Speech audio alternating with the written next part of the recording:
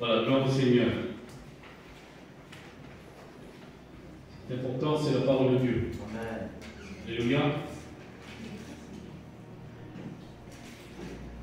Vous savez,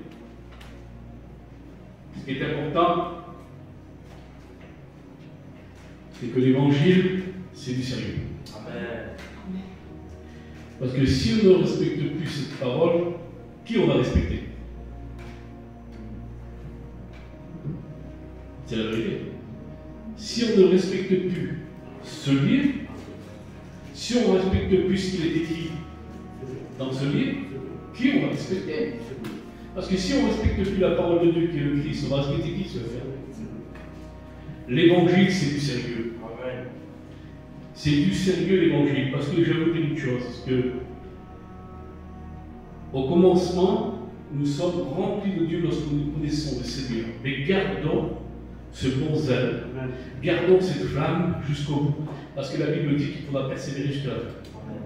C'est la Bible, c'est pas Dieu qui le dit, c'est la Bible. Hein?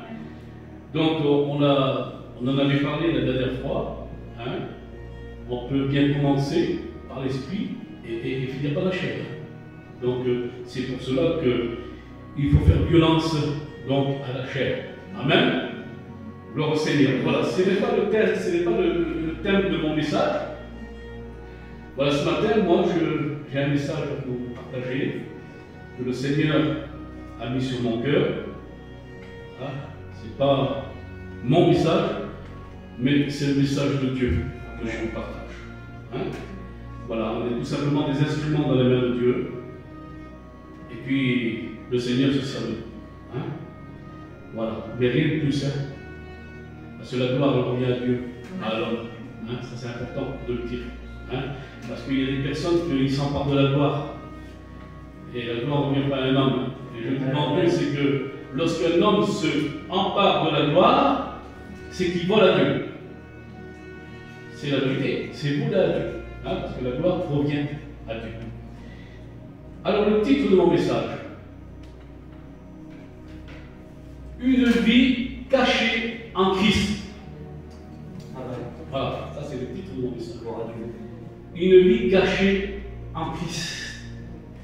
Nous devons avoir une vie cachée en Christ.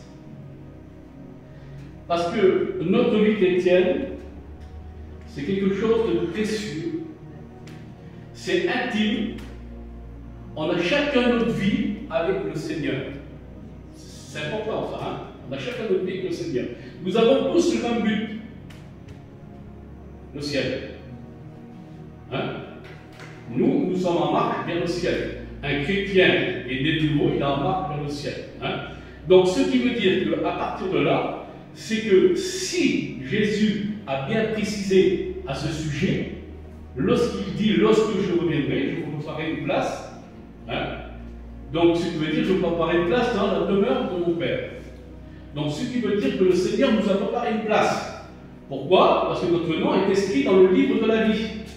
Alors si nous sommes sur le chemin du ciel, nous devons avoir toujours nos yeux fixés là-haut, pas sur la terre. Hein, c'est important. Alors on a une vie cachée avec le Seigneur. Donc c'est personnel. Hein, on a chacun une vie personnelle avec Dieu. Hein, c'est vraiment important. Alors j'ai marqué ça, on va regarder. Le but de notre vie est en haut et non sur la terre. Pour avoir une vie cachée en Christ, il faut déjà, écoutez ça, mourir avec Christ pour ressusciter avec Christ. Sans cela, je dis devant Dieu, personne ne peut avoir une vie cachée avec Christ. Si on ne meurt pas avec lui et si on ne ressuscite pas avec lui.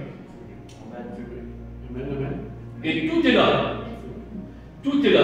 Alors c'est important, pourquoi je vous dis c'est important? Parce que dans Colossiens, chapitre 3, verset 3, il dira ceci. Colossiens 3, 3. Car vous étiez morts et votre vie est cachée avec Christ en Dieu. Amen. Donc il faut mourir. Il faut mourir à ce monde pour avoir une vie cachée en Dieu. Et à combien qu'il est important? Parce que lorsque notre nom est inscrit dans le livre de la vie, nous devenons des citoyens du ciel. Citoyens du ciel. Donc l'important, c'est qu'il y a trop de chrétiens qui ont leurs yeux fixés sur la terre, non là-haut. Hein? Alors, l'important, c'est une vie cachée. Donc, ce qui veut dire à ce sujet-là, mes frères et sœurs, combien de chrétiens aujourd'hui qui publient sa vie sur les réseaux sociaux? Hein? Même des pasteurs. Parce que j'en ai vu. Voyez-vous, le temps qu'on vit aujourd'hui, c'est bien. C'est terrible. Hein? Alors, on a une vie cachée, on devrait avoir une vie cachée avec nous, c'est bien. À savoir que les chrétiens, aujourd'hui, ils publient leur vie sur les réseaux sociaux. Lorsqu'ils vont manger au restaurant, ils le fument. Regardez-moi, je mange au restaurant.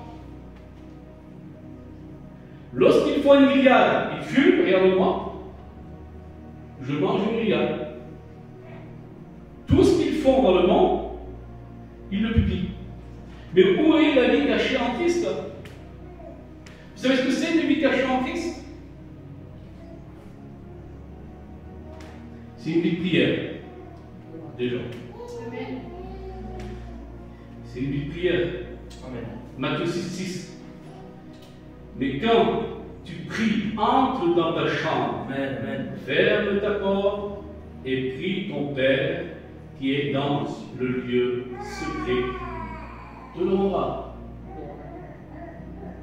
Entre dans ta chambre et tout est en secret. Ça, c'est une vie cachée avec Dieu. Hein? C'est important. Hein? Alors, il y a des hommes qui communient dans les évangiles. Eh bien, le pharisien, là, qui dira, moi, j'aime 3 fois par semaine. Moi, je donne ma dîme, moi je fais ci, moi je fais ci, moi je fais ci. Non, c'est une vie cachée.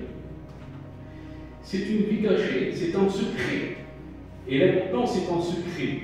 Et moi, je vous dis, devant Dieu, que ce que je vous dis, c'est la vérité. Une personne qui a une vie cachée en Christ, qu'il est mort déjà pour le monde, qui ressuscite en Christ, il a une vie cachée. Et je vous dis devant Dieu qu'il rayonne sur lui. Amen. Et ça se voit qui a des vies de prière. C'est bien, c'est visible, ça se voit. On le voit. Qui a alors, sans une vie de prière, il n'y a rien. Mais il n'y a rien.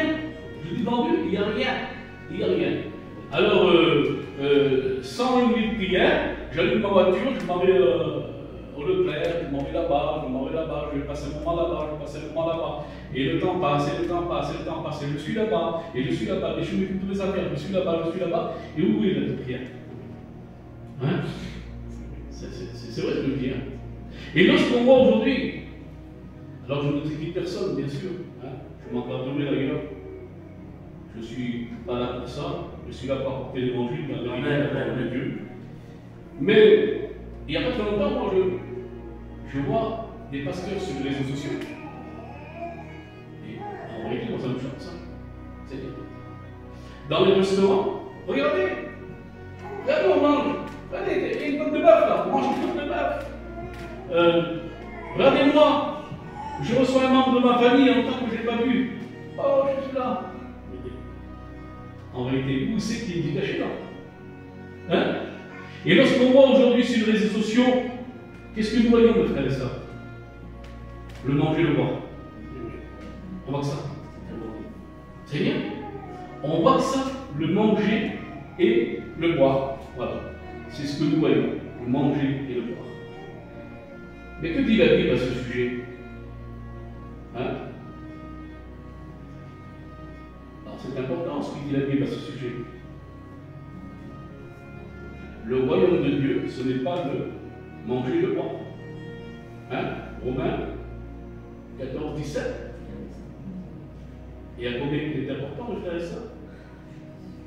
Parce que lorsque je vois aujourd'hui que beaucoup s'occupent de leurs affaires, et lorsque je vois des chrétiens dans les mariages, voire même des pasteurs dans les mariages, Oui, mais attendez, que dira la Bible à ce sujet? C'est pour cela, mes frères et sœurs, nous, on ne peut pas se laisser prendre de vitesse. Ah oui. Les frères ont parlé que Jésus revient. Oui, Jésus revient. Et nous l'attendons. On est prêts. Parce que celui qui se prépare aujourd'hui, je dis devant lui, il fait partie des 5 vierges folles. On peut le dire. C'est plus le moment de se préparer. C'est le moment d'être pris. Amen. Parce qu'il peut arriver à tout moment là. Il peut arriver à tout moment. Alors, que dira la Bible à ce sujet? Le manger, le boire, hein? Donc, de s'occuper des choses de ce monde. Alors, la Bible dira quoi à ce sujet?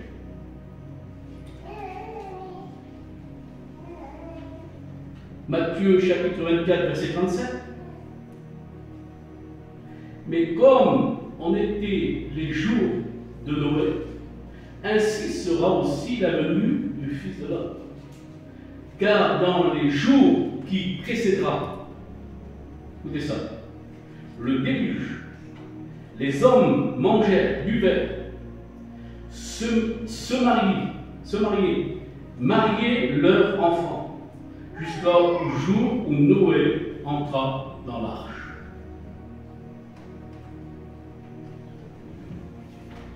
C'est ce qui nous dit l'évangile de Matthieu. Hein? C'est ce qui nous dit l'évangile de Matthieu. Alors imaginez-vous un petit peu, comme nous avons parlé au départ de ce message, une vie cachée avec Dieu.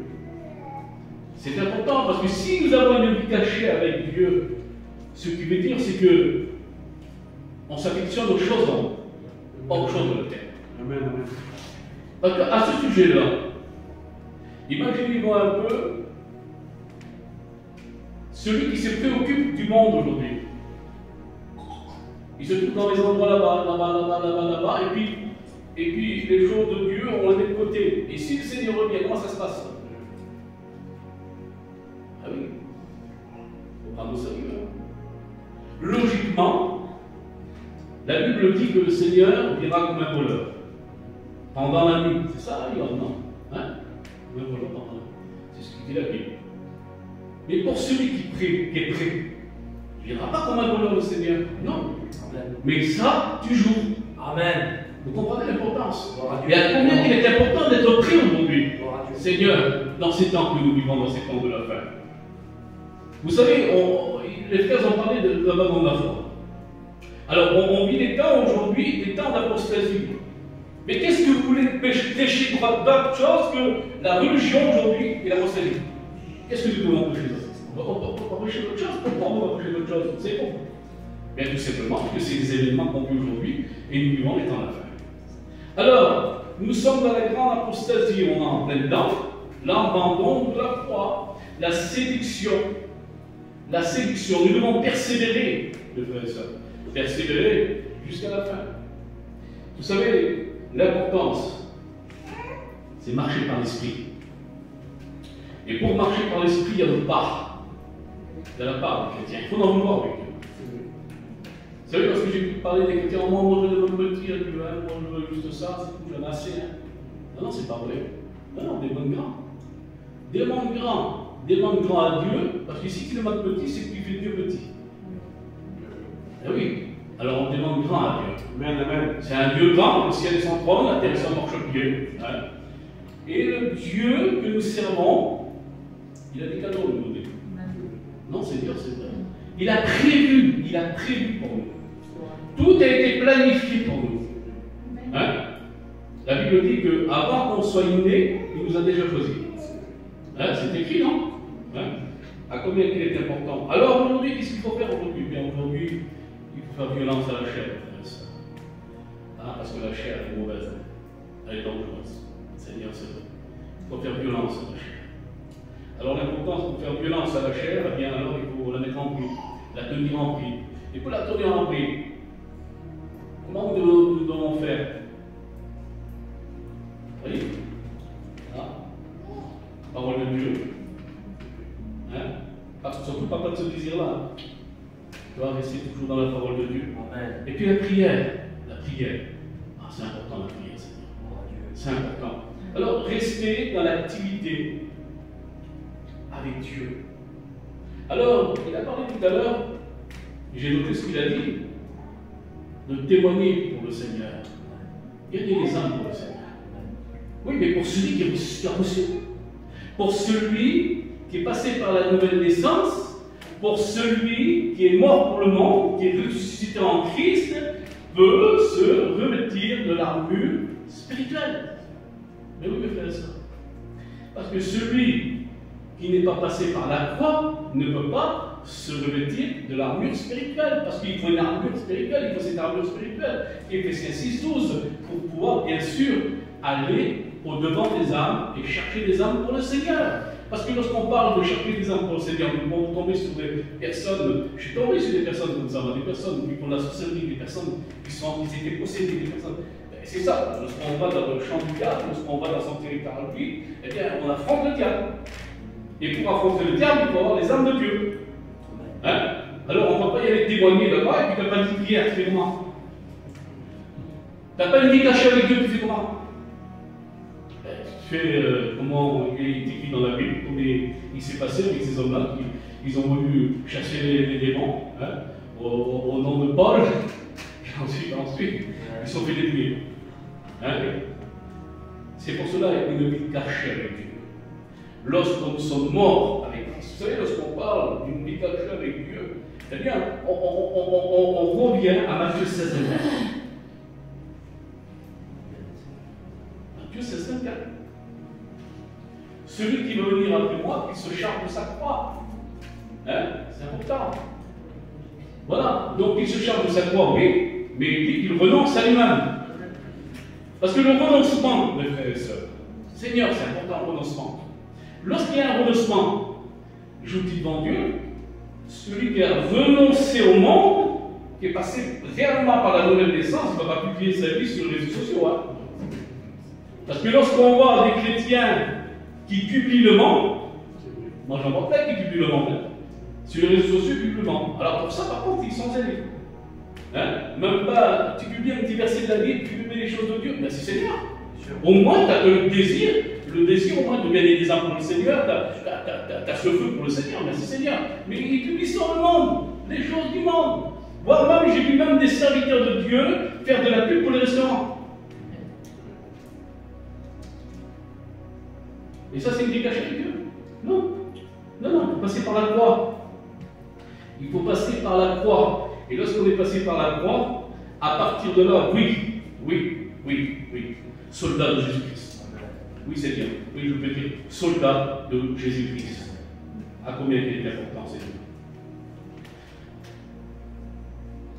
Colossiens 3:1. Si donc vous avez été ressuscités avec Christ, cherchez les choses d'en haut. Amen. Où Christ est assis à la droite du Père. Quelle beauté ça. Quelle beauté. Si donc vous êtes ressuscité avec Christ, cherchez les choses d'en haut. Ça, c'est une preuve. La parole de Dieu, là, nous donne la preuve. Seigneur, c'est vrai. Un chrétien qui ne cherche pas les choses d'en haut, il cherche les choses de la terre, eh bien, il n'est pas passé par la croix, et il ne connaît même pas Jésus. Parce qu'aujourd'hui, je dis devant Dieu, il y a des chrétiens qui se prétendent de dire je suis chrétien, mais ils ne connaissent pas Jésus. Parce que lorsque nous sommes crucifiés avec Christ, laissez-moi vous dire, un crucifié va comme il veut. Il fait pas ce qu'il veut. Il est crucifié. C'est ça l'image du crucifié. C'est ça l'image du crucifié. L'image du crucifié, c'est qu'on ne fait pas ce qu'on veut, on ne va pas où on veut. Tout à l'heure, il a parlé de faire qu'on est contrôlé par le Saint-Esprit. Eh bien, je dis gloire à Dieu, c'est ça. C'est exactement ça. N'oubliez pas, le chef de l'Église, c'est Jésus. Il est la tête. Amen. Si le corps se conduit sans la tête, tout ce qui est fait est charnel. Charnel. Hein? Parce que si le corps se conduit sans la tête, je dis devant Dieu, c'est une Église sans Dieu. Il n'y a pas Dieu. Il faut la tête. Donc, il faut le chef de l'Église. C'est Jésus. Hein? Et à combien il est important? Alors on s'affectionne aux choses d'en haut. C'est important les choses d'en haut, Seigneur. Hein? savez, dans les églises aujourd'hui, on ne demande plus de dons spirituels. Seigneur, c'est vrai. C'est très rare lorsqu'on voit des églises vraiment qui demandent des dons spirituels, qui ont le désir de ces choses-là. Et pourtant, Seigneur, les dons spirituels, ça vient du ciel. Et Dieu les donne. Seigneur, c'est vrai. Dieu les donne. Et c'est important. Et j'étais en train de réfléchir. Seigneur, je pense à ça. Les églises aujourd'hui, les églises évangéliques, deviennent comme les baptistes. Oui. Bien, c'est vrai. Ils deviennent comme les baptistes. C'est vrai. Je pensais à ça. Seigneur, je pense à ça. J'ai eu cette pensée qui est venue. Et ils deviennent comme les baptistes. Pourquoi? Eh bien parce qu'aujourd'hui, on ne veut plus des dons spirituels. Mais attention, hein, aujourd'hui. S'il y a trop d'onction, c'est pas bon. Eh non.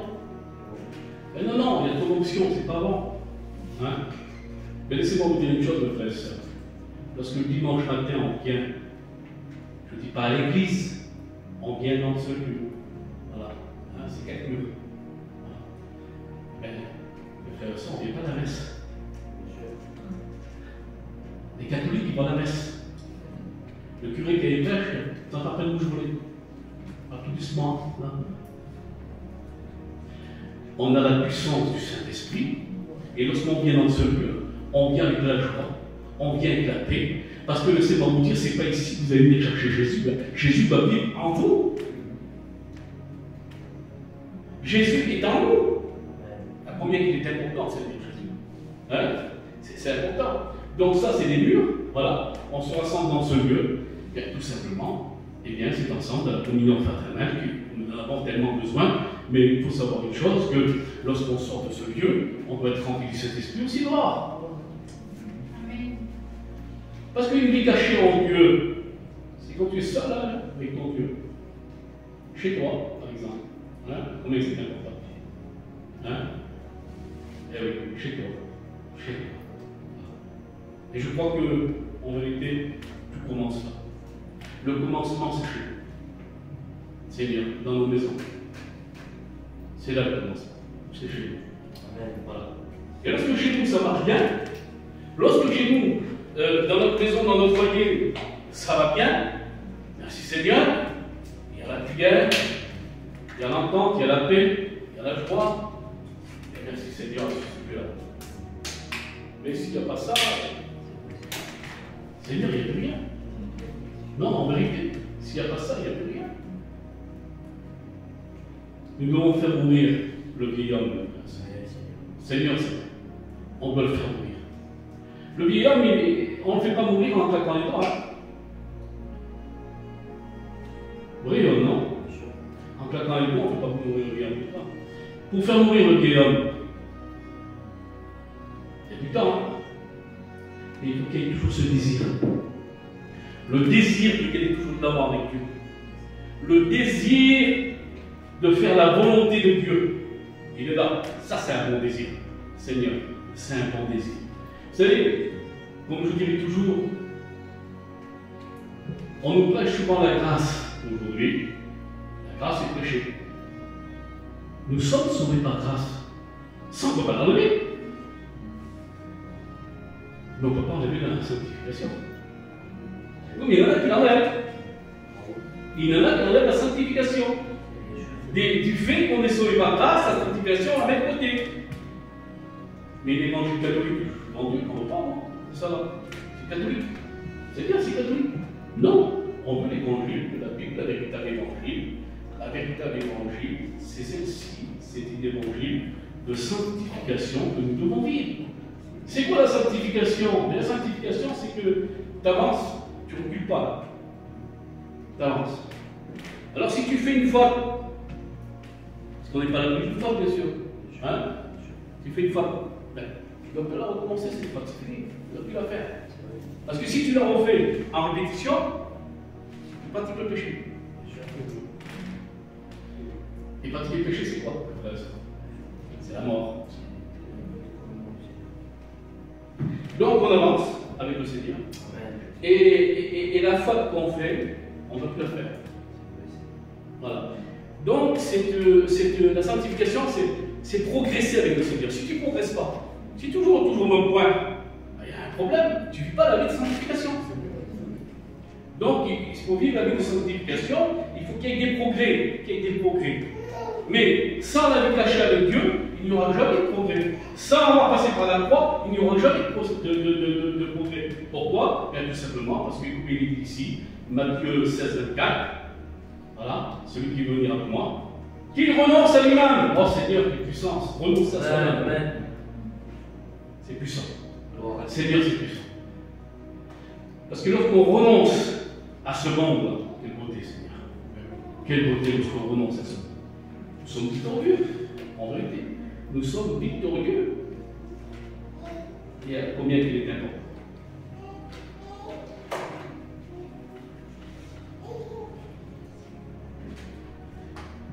Écoutez ce qu'il est écrit. Apocalypse chapitre 2, verset 17. Que celui qui a des oreilles entende ce que l'Esprit dit à l'Église. À celui qui vaincra, je donnerai de la manne cachée, et je lui donnerai un caillou blanc, et sur ce caillou est écrit un nom nouveau, que personne ne connaît, si ce n'est qui le reçoit. Vous voyez, c'est une vie cachée avec Dieu, ça. Hein? Personnel. C'est celui qui le reçoit. Amen. Hein? Combien il est important. De la main cachée. Je lui fais un rêve il y a pas longtemps pour vous partager. C'est-à-dire, c'est pas parce qu'il était tellement. Je marchais. Et puis, mes yeux portaient sur des arbres. Et puis, je voyais des petites bouts blanches sur les feuilles. Et lorsque je m'approchais comme ça, je regardais cette petite boule blanche là, je la prenais, je la mettais dans ma bouche. Mais elle était tellement bonne. Elle avait le goût gâteau comme ça. C'était de la manne. Et j'en ramassais plein du coup, hein. Il y en avait plein. J'en ramassais plein. Je me mettais dans la poche. Et là, à chaque fois que je voyais des personnes, ils passaient. Tenez, écoutez. La personne elle goûtait. Et dès qu'elle goûtait, elle voulait encore m'en manger. Puis de ce coup, il pleuvait du ciel de la main. Dans la vie. Ça, c'est annoncer l'évangile de partout. Témoigner de partout. Gloire à Dieu. Il y a combien qu'il est important, Seigneur. Hein? Alors, mes frères et sœurs, je ne vais pas y aller plus loin dans ce message. C'est pas dans cette parole. Hein? Merci Seigneur que nous avons passé par la croix. Gloire à Dieu. Merci Seigneur que nous avons renié cette ancienne vie. Renié. Parce qu'on l'a renié. Hein? C'est logique. En vérité, c'est cela. C'est une nouvelle vie en Christ cachée. Amen. Voilà, que Dieu vous bénisse. C'est bien écouté. C'est un message enfin.